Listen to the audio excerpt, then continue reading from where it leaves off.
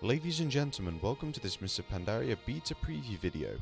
And in this video we're going to be taking, well, it's going to be a relook at one of the upcoming dungeons for this expansion. As you can see, this is the Stormstout Brewery, and I have previously ran through this instance. However, a few changes have been made to it, and as you can hear, there is also some awesome music in the background. So I will play through it again in order to show you what is different. Now, there are also some quests that have been added into this dungeon which you can pick up from Chen Stormstout and Auntie Stormstout at the very start this time round, and they give around 230,000 XP, and they have a little random roleplay at the start here which is rather amusing if you do actually listen to it. Somehow they talk about turnips, and they just... Well, Chen tries to make sense out of Auntie, and she seems very, very confused. Anyway, it's odd. It's a very, very odd dungeon. And yeah, this is also like I'm playing while recording, so as always, anything and everything can happen, and it most likely will. So deaths are inevitable, disconnecting is inevitable, and such. And hopefully we'll get started anytime soon. Here we go. We've sheeped something, but I'm not sure why. So you still have to kill off 40 of the Hosen at the start in order to be able to start on the first boss, which is Ukuk. And you first encounter him throughout the questing storyline in the Valley of the Four Winds. When you're helping out Chen Stormstout, go to the brewery, and he wants to know basically why his brewery has been messed up and who is responsible and such. And Ukuk's a bit of a party monkey, so I like him. To cut a long story short, anyone in their right mind should like him, to be fair, but yeah. As you can see, they've also made a few graphical updates, and if you don't really pay much attention to me going on and on, the music's been added in, and they've also updated this little counter here. It looks more in the style of Mr. Pandaria, as opposed to, if you think back to the Thrall quest line where you had the bar, which would go up every time you completed a certain part of the quest. That's what it was like when this dungeon was first released, but I think this is going to be the final version of what the dungeon's like when it does go live, as it's pretty well tuned. Other than obviously the gearing at the minute, it is reduced to, what is it? Yeah, modified gear for 5.0 testing only. It's scaled to item level 390 just for the purposes of dungeon testing, which is fair. But yeah, I guess if you're just coming out of Violence heroic modes, dungeons such as this one, they shouldn't be too much of a problem on normal mode for you. I could easily say that you're going to get through them, no troubles whatsoever.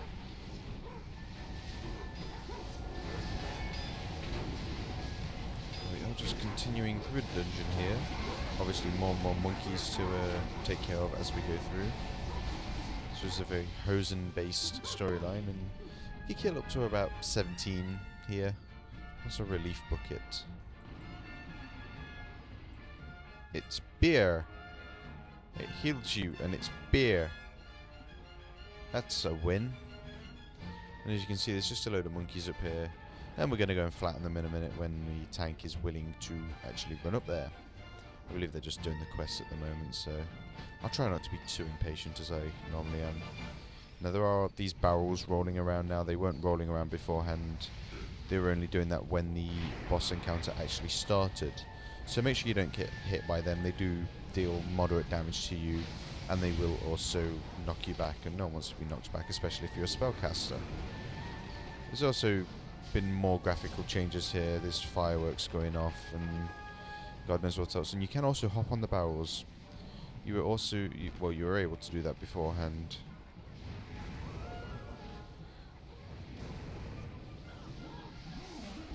But it was a bit glitchy, so...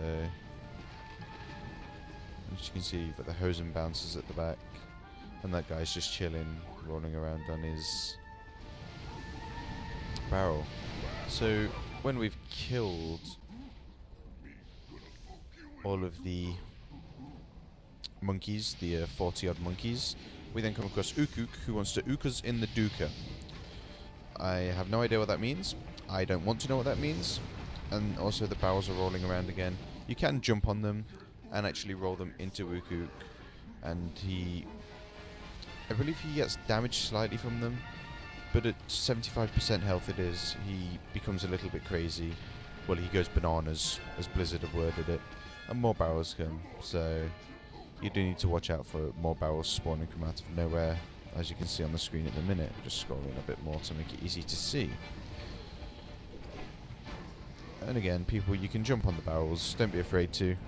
Just roll them into the boss. I think when he does get a barrel roll, I'm trying to find the debuff. I'm not sure. It might be the weaken blows, which reduces his physical damage by a certain percentage.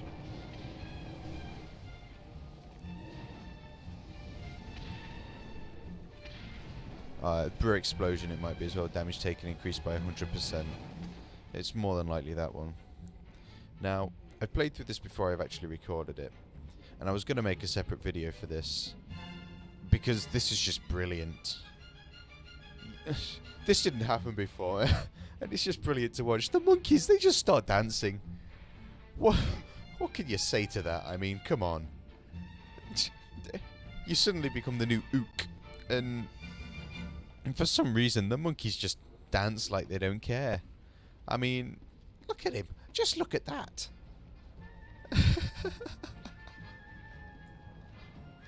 Oh, it cracks me up every time. It's brilliant. Oh, but yes, we're moving on now. So this is moving on to the vermin near nasty area. I hate this part. And it's kind of like a mini event thing. Once we do get going again, of course, we do seem to be standing around a little bit too much, but at this point, well, when you kill these little hoppers, they drop hammers, which you can use. It becomes a clickable action button, as far as I can remember. I'm not sure if it's changed since then.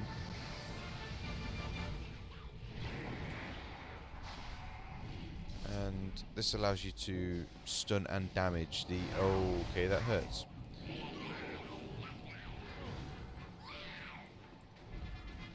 Stun and damage the vermin that are, you know, being pains in the backsides. I think these little hoplings in here as well, they're like mini ads. They're just a pain, and they're in the way, and they need to stop attacking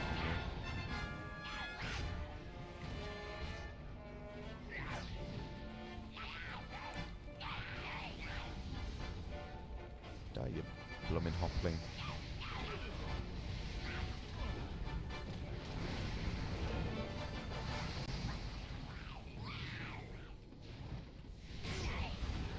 Right, so when you made your way through that, which is a pain in the backside, and killed off all of these, you come to the second boss, who is Hoptalius. And yeah, this boss is odd, because it's another vermin, basically, but a big scaled one. And I'm still not 100% sure on his abilities, but I think this boss is also finely tuned, just like the rest of the dungeon. And this is what will be going live. So one of his abilities, he just spins around, goes a bit crazy, and if you go near him, he'll just deal moderate damage to you. It's like 25k a tick every second. He then summons more vermin. This fight gets more and more fun. And you just have to kill these off. Easy AoE, but they don't have much health. But your tank does need to be sure to pick up on aggro. And then he does this. He goes around in a circle and tries to be sick on you, but in actual fact it's called carrot breath.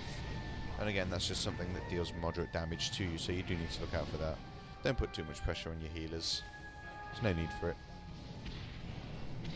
And again, the fights in these dungeons, they are obviously just rinse and repeats. It's a gear grind, so to speak.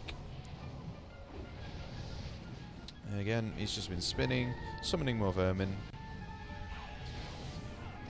And in a moment, he will do carrot breath. There it is. Oh, it's going the other way now. Yeah, he just changed direction with the carrot breath, so You should just be wary of that. Here it comes.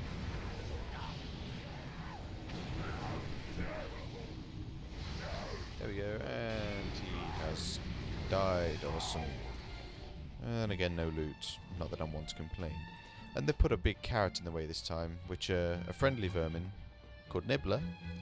Sorry, there's just someone in our guild called Nibbler. Comes and removes the carrot for you and then runs off. I guess he just likes carrots.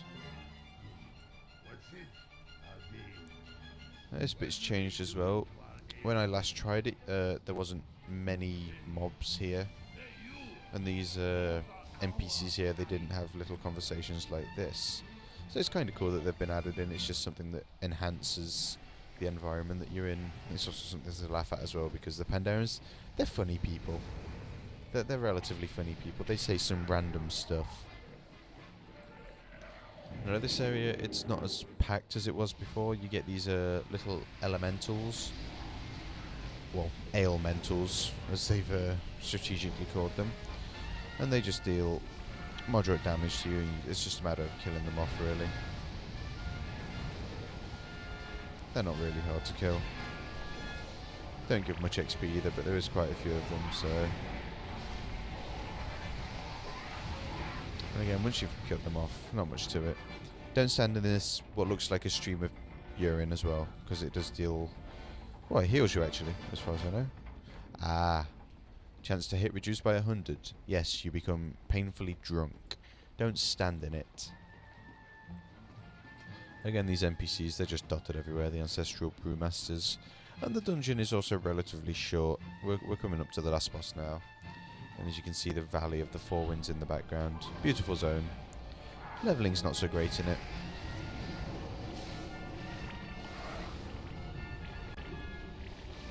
And these mobs do a little area on the floor that you need to be aware of, because this will... It sends you drunk, I think. Well, it doesn't send you drunk, so to speak, it makes you drunk. And again, you can't attack mobs when you're drunk. Don't drink and wow, kids. It's a bad thing.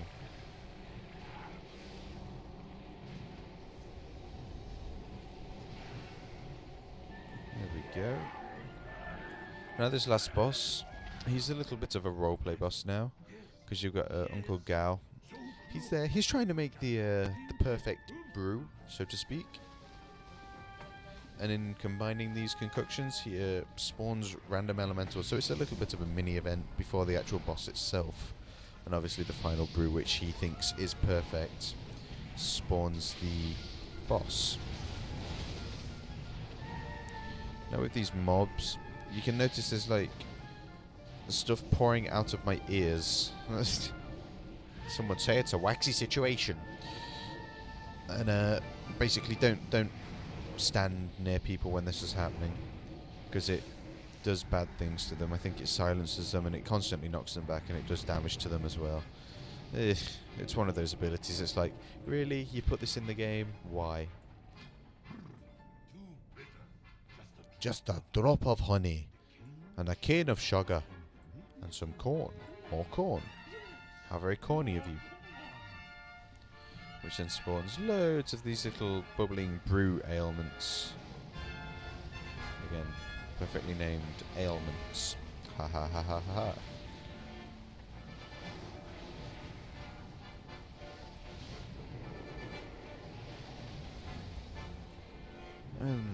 Just kill these off. They're, again, not much health.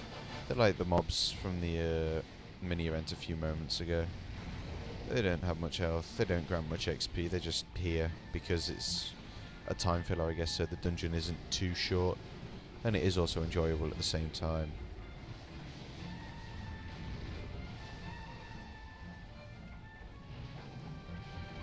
And hopefully after the next concoction, or it's 2 more, we will be getting the final boss.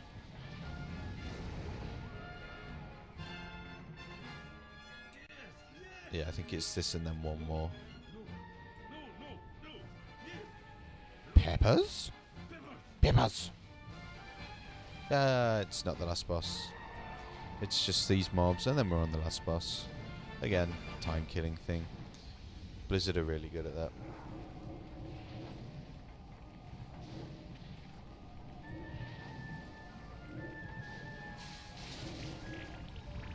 These will do these random patches on the ground. That's a silence as well. It's effectively beer. It sends you crazy drunk again. There it is. There you go. I'm pissed.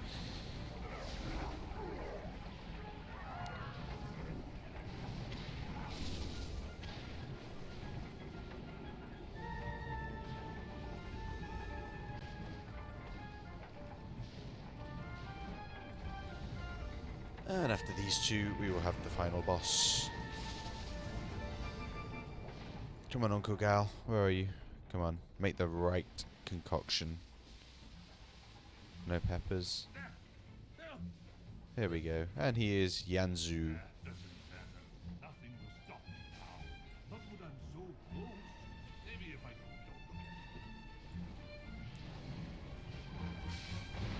Again, Yanzu does this ability where it looks like you have earwax flooding from you.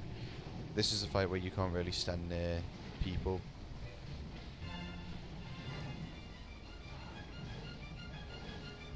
He spawns ads throughout the fight as well. It's just a matter of making sure your tank groups them up so you can quickly AoE them down and get them out the way. Spread dots to them and such, as you just saw there was a load of numbers on the screen. They look like little bubbles more than anything.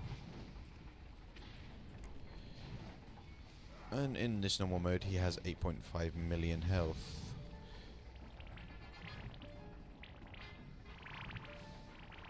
At this point you're crazy drunk, and in order to continue you have to pick up these bubbles, I believe, I'm not sure. Pick up the bubbles. Bubble pickage. Flying around in bubbles. And you have to take off the ground. I didn't do that very well. But yeah, when you have the bubbles, use your spacebar to fly off the ground, and you won't take damage from the beer that is on the floor.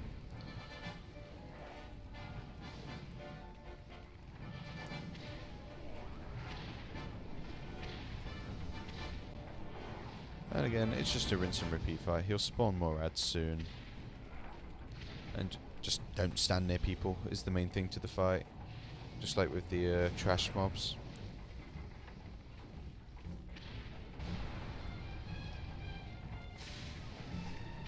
It's randomly targeted on people as well, the ability that means you have to stay away from people. So here, grab the bubble and fly up, and everything's fine. You're just not touching the ground. So therefore you're not getting drunk or carbonated, as they like to call it. And if your bubble does happen to run out, you can just pick up another one, which will refresh the duration on it. But that is only if it's really needed. It shouldn't be if you pick up a bubble a second after the carbonation spawns, I guess.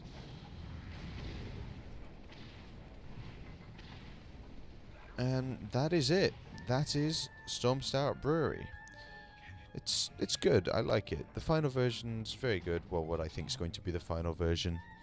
It's an entertaining dungeon, and if you're into listening to the role-playing things like Uncle Gao and Chen Stormstout at the very start, it brings that little bit of light entertainment to the game as well. So, as always, thank you for watching, and if you're interested in future Mr. Pandaria Beta preview videos such as this one, then please do feel free to subscribe to the channel.